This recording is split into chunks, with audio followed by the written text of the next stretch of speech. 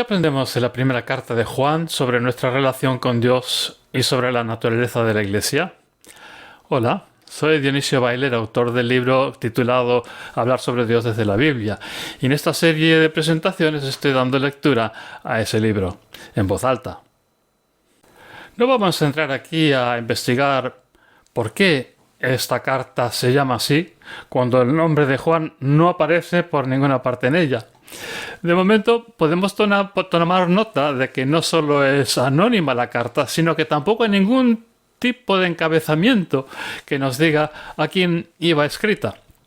Como en todo este capítulo, nuestra lectura de esta carta tendrá siempre presente descubrir qué ideas tiene el autor acerca de la naturaleza y función de la Iglesia, y en igual medida qué podemos aprender de ella para la constitución de nuestras iglesias hoy. Lo que existió al principio, lo que oímos, lo que vimos con nuestros propios ojos, lo que observamos y tocamos con nuestras manos acerca de la palabra de vida, y la vida se mostró. Y la vimos, y damos fe y os anunciamos la vida de los tiempos que existió con el Padre y se nos mostró. Lo que vimos y oímos os anunciamos también a vosotros, para que vosotros también tengáis unión con nosotros. Y nuestra unión es también con el Padre y con su Hijo Jesús ungido. Y os escribimos estas cosas para colmaros de alegría. Este es entonces el anuncio que oímos de Él, y os anunciamos que Dios es luz y en Él no hay nada de oscuridad. Si decimos tener unidad con Él mientras que andamos a oscuras, mentimos y no hacemos la verdad. Pero si andamos en la luz, tenemos unión entre nosotros, y la sangre de Jesús su Hijo nos limpia de todo error. Si decimos que no tenemos error, estamos engañados y la verdad no está entre nosotros. Pero si reconocemos nuestros errores, Él es fiel y justo para perdonar nuestros errores y limpiarnos de toda injusticia. Si decimos que no nos hemos equivocado, hacemos que Él sea un mentiroso y su palabra no está en nosotros. Mis nenes y nenas, os escribo estas cosas para que no erréis. Y si alguien se equivoca, tenemos un abogado defensor con el Padre, Jesús ungido justo. Y Él mismo es reparación tocante a nuestros errores, pero no solo los nuestros, sino también los de todo el mundo. Y así es como sabemos que le hemos conocido, que conservamos sus instrucciones. Quien diga que le ha conocido y no conserva sus instrucciones es mentiroso, y en tal persona no está la verdad. Pero en quien guarda su palabra de Él está de veras colmado el cariño de Dios. Así es como sabemos que estamos en Él. Quien diga permanecer en Él, más le vale andar como Él mismo anduvo. Queridos, no os escribo una instrucción nueva, sino al contrario, la instrucción de siempre, la que tenéis desde el principio. La instrucción de siempre es la palabra que habéis oído.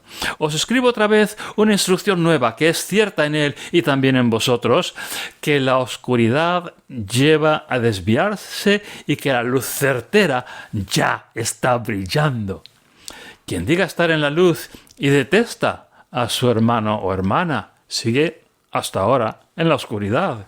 Quien quiere a su hermano o hermana se ha quedado en la luz, y en tal persona no hay tropiezo. Quien detesta a su hermano o hermana sigue estando en la oscuridad y anda en la oscuridad y no sabe hacia dónde está siendo desviado, por cuanto la oscuridad le ha cegado los ojos. Os escribo, nenes y nenas, que vuestros errores han sido perdonados gracias a su nombre. Os escribo, padres y madres, que ya habéis conocido al que existe desde el principio. Os escribo, muchachos y muchachas, que ya habéis superado al infame. Os he escrito, esclavos y esclavas, que ya conocéis al Padre. Os he escrito, amos y amas, que ya habéis conocido al que existe desde el principio. Os he escrito, muchachos y muchachas, que sois fuertes y que la palabra de Dios sigue entre vosotros y que ya habéis superado al infame. No queráis al mundo, ni las cosas que están en el mundo. Cualquiera que quiera el mundo, en tal persona no está el cariño del Padre, porque todo lo que está en el mundo, las ganas de la carne, las ganas de los ojos y la fanfarronería de los bienes materiales, no vienen del Padre, sino del propio mundo. Y el mundo es pasajero, como lo son también sus ganas, pero quien haga lo que quiere Dios persistirá eternamente. Esclavos y esclavas, ha llegado la hora final. Y si habíais oído que viene un antiungido, ahora también resulta que son muchos los antiungidos, de donde deducimos que la hora final ha llegado. Han salido de nosotros, pero no eran de los nuestros. Al contrario, para que se les vea que no son todos de los nuestros. Y vosotros tenéis crema de untar que viene del consagrado y los conocéis todos. No os he escrito que no conocierais la verdad. Al contrario, la conocéis y que toda mentira es impropia de la verdad. ¿Quién es el mentiroso? Otro que quien reniega que Jesús no es el ungido. Tal persona es el antiungido, quien reniega del Padre y del Hijo.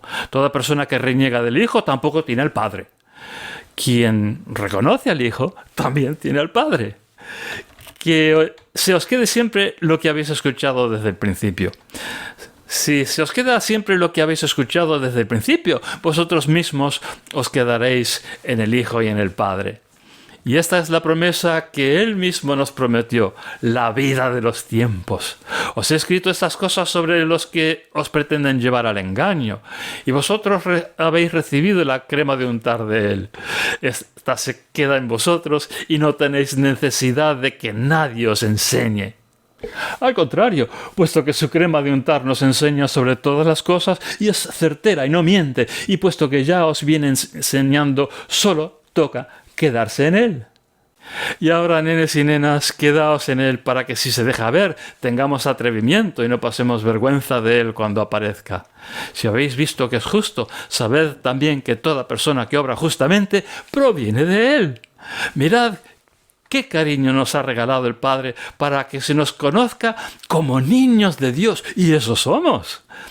Por eso el mundo no nos reconoce, porque a Él tampoco lo reconoció. Queridos, ya somos niños de Dios, aunque por ahora es imposible ver qué es lo que seremos. Sabemos que cuando Él sea visible, seremos iguales que Él, por cuanto le veremos tal cual es. Y todo el que tiene esta esperanza sobre Él se purifica a sí mismo, así como Él es puro. Todo el que comete errores vitales también comete infracciones, y el error es la infracción. Y sabéis que Él apareció para llevarse los errores vitales y que en Él no existe ningún error. Toda persona que se queda en Él no comete errores vitales. Cualquiera que los cometa ni le ha visto ni le ha reconocido. Nenas y nenes, que nadie os engañe. El que hace justicia, justo es, así como que Él es justo. El que está cometiendo el error vital es del calumniador, porque el calumniador viene errando desde el principio. Para esto apareció el Hijo de Dios, para desanudar las obras del calumniador. Toda persona parida por Dios ya no comete un error vital, por cuanto la genética de Dios se queda en ella y es incapaz de cometer un error vital al haberla parido Dios. En esto se muestran los niños de Dios y los niños del calumniador. Toda persona que no actúa con justicia no es de Dios, ni tampoco la persona que no quiere a su hermano o hermana, porque este es el anuncio que habéis oído desde el principio para que nos queramos unos a otros. No como Caín, era del infame y mató a su hermano. ¿Y gracias a qué lo mató? Porque sus obras eran infames, pero las de su hermano justas. No os maravilléis, hermanas y hermanos, de que el mundo os deteste. En cuanto a nosotros, sabemos que nos hemos cambiado de la muerte a la vida por el hecho de que queremos a los hermanos y hermanas. El que no ama se ha quedado en la muerte. Todo el que detesta a su hermana o hermano es un homicida. Y ya sabéis que la vida de los tiempos no se queda en ningún homicida. En esto reconocemos el cariño, que aquel puso su vida por nosotros. Y a nosotros nos conviene poner las vidas por los hermanos y hermanas. Pero aquel que tiene medios de este mundo para vivir bien y observa que su hermana o hermano padece necesidad, pero cierra contra él sus sentimientos, ¿cómo va a quedarse en tal persona el cariño de Dios? Hermanas y hermanos, el querer no es cosa de palabras y labia, sino de hechos y verdad. Y en esto se nos conocerá que somos de la verdad y delante de Él tendremos bien convencida la mente, que aunque nuestra mente se nos embota, mayor es Dios que nuestra mente, y Él lo sabe todo. Queridos, aunque nuestra mente ojalá no se nos embote, tenemos atrevimiento con Dios, y si se lo pidiésemos, recibiríamos de Él. Que guardamos su instrucción, y lo que le agrada, eso hacemos. Y esta es su instrucción, que seamos fieles al nombre de su Hijo Jesús ungido y que nos queramos unos a otros conforme a la instrucción que Él nos dejó. Y la persona que guarda su instrucción se queda en Él y Él en esta persona. Así es como sabemos que Él sigue entre nosotros por el aliento que nos ha dado. Queridos, no os creáis cualquier aliento, sino juzgad los alientos a ver si son de Dios, que se nos han colado en el mundo muchos falsos emisarios de Dios. Así es como reconoceréis el aliento de Dios. Todo aliento que reconoce a Jesús ungido en carne ha llegado de parte de Dios. Y todo aliento que no reconoce a Jesús no ha llegado de parte de Dios. El tal es del antiungido que habéis oído que viene y que ahora ya está en el mundo. En cuanto a vosotros, sois de Dios, nenas y nenes. Y ya los habéis superado por cuanto es mayor el que está entre vosotros que el que está en el mundo. Estos proceden del mundo, por lo cual hablan sobre las cosas del mundo y el mundo les escucha. Nosotros procedemos de Dios. La persona que conoce a Dios nos escucha. La que no es de Dios tampoco nos escucha. Así es como se distingue entre el aliento de verdad y el aliento de mentira. Queridos, querámonos unos a otros porque el cariño es de Dios y todo el que ama procede de Dios y conoce a Dios. Quien no ama no conoce a Dios porque Dios es cariño. En esto se deja ver el cariño de Dios en nosotros, que Dios envió a su único Hijo al mundo para protegernos por medio de Él. En esto consiste el cariño. No que nosotros hayamos querido a Dios, sino que Él nos quiso a nosotros y envió a su Hijo reparación de nuestros errores vitales. Queridos, ya que así nos ha querido Dios, más nos vale querernos unos a otros también. A Dios nadie lo ha visto. Si nos queremos unos a otros, Dios se queda en medio nuestro y se colma su cariño entre nosotros. En esto sabemos que nos hemos quedado en Él y Él mismo está en medio nuestro por cuanto nos ha regalado con su propio aliento. Y nosotros hemos visto y damos fe de que el Padre mandó al Hijo protector del mundo. Quien quiera reconoce que Jesús es el Hijo de Dios, Dios se queda en esa persona y esa persona está en Dios. Y nosotros hemos conocido y creído el cariño que tiene Dios entre nosotros. Dios es cariño y la persona que se queda en el cariño, Dios también se queda en ella. En esto se colma el cariño con nosotros con el fin de que seamos atrevidos cuando nos juzgan.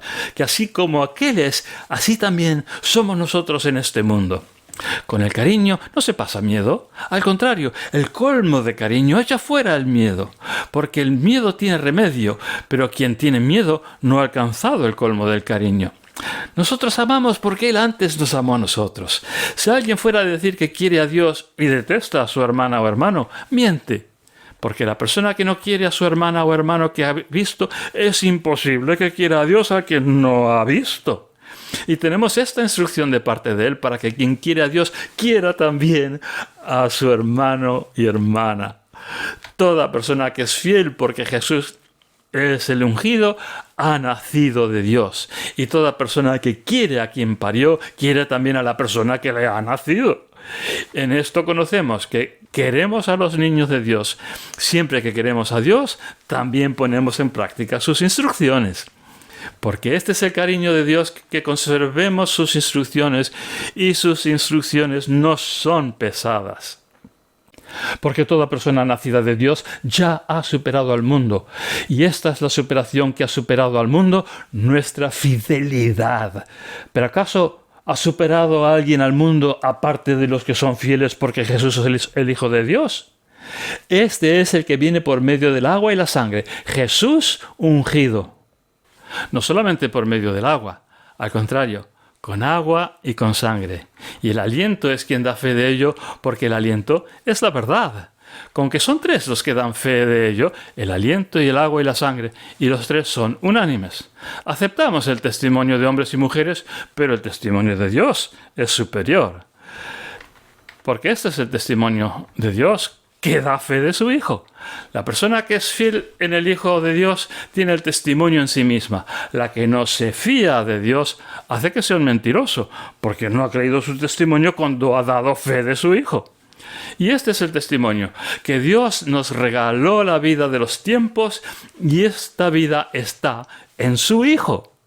La persona que tiene el Hijo tiene la vida.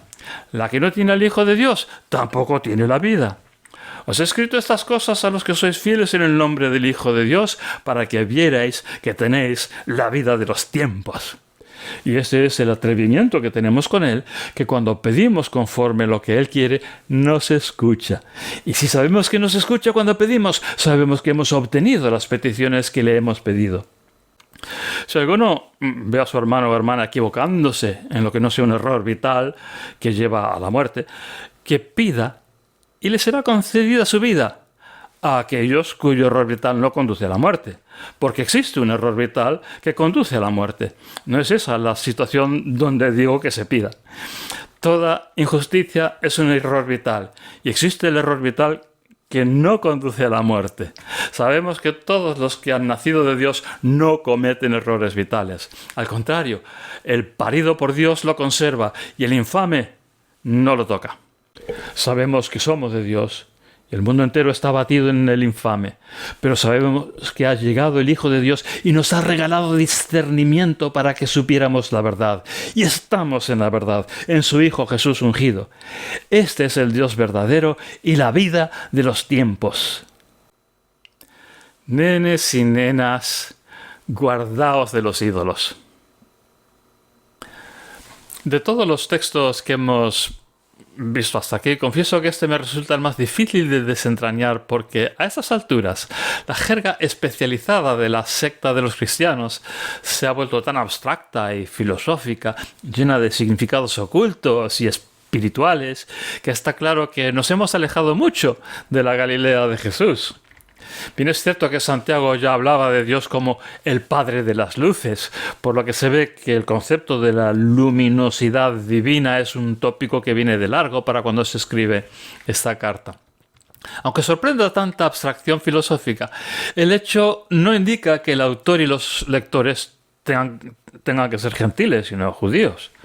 Hubo por aquella era judíos que explicaban la antiquísima fe de Abraham y de Moisés en los términos modernos de los griegos, y no sería en absoluto justo imaginar que por ser judío había que ser inculto en cuanto a las corrientes filosóficas de la época. De hecho, aunque es sobradamente evidente que esta carta es cristiana, no hay nada en ella que nos indique la existencia de un conflicto entre los seguidores de Jesús ungido, es decir, Jesucristo, y las sinagogas judías. Llegando ya a finales del siglo I, entonces podemos tomar nota del dato muy interesante de que a esas alturas era posible escribir una carta absoluta e intensamente cristiana, empleando términos filosóficos griegos y sin dejar adivinar el más mínimo conflicto con los judíos. En todo caso, y al contrario, el enigmático versículo final, que saca a relucir un tema que no se había abordado en toda la carta, guardaos de los ídolos, parecería indicar que resultaba mucho más peligrosa la interacción con los paganos que con los judíos no mesiánicos. Apuntó entonces esta primera idea sobre la naturaleza de la Iglesia según se desprende de la lectura de esta carta. A saber, a más o menos un siglo desde el nacimiento de Jesús, la Iglesia se había mostrado profunda y radicalmente misionera. Aquellas primeras asambleas de hermanos cristianos parecían volcadas a cumplir en una o dos generaciones la gran comisión de Mateo 28, 18 a 20, donde pone «Id y haced discípulos», y la de Hechos 1, 8, donde pone «Me seréis testigos en Jerusalén, en toda Judea y Samaria, y hasta lo último de la tierra». Si las cartas de Santiago y Pedro indicaban ya una notable difusión de sinagogas cristianas, en primera a los tesalonicenses el Evangelio ya ha llegado a toda Grecia, es decir, a Macedonia y Acaya, y conseguido muchos conversos del paganismo. Pero lo más notable es quizá que aquí en Primera de Juan el salto no es solo geográfico, sino cultural. Un salto a otra manera helénica, filosófica de entender la vida. La predicación de las buenas noticias de Jesús entre otras gentes helenistas en sus conceptos y no necesariamente en su raza, exigía la adopción de términos y conceptos apropiados para estos nuevos discípulos. Hoy día, cómo se figuran y explican el Evangelio los chinos, por ejemplo, si es auténtico para ellos, tiene que sonarnos a chino a nosotros. Y cómo se vive la fe cristiana en una tribu de África, nos tiene que resultar tan incomprensible como la propia vida tribal donde se haya encarnado. Lo delicado es conseguir esto sin trastocar el fondo del mensaje en sí. Ese es el quid de la cuestión en toda situación misionera. Lo cual nos trae al siguiente tema.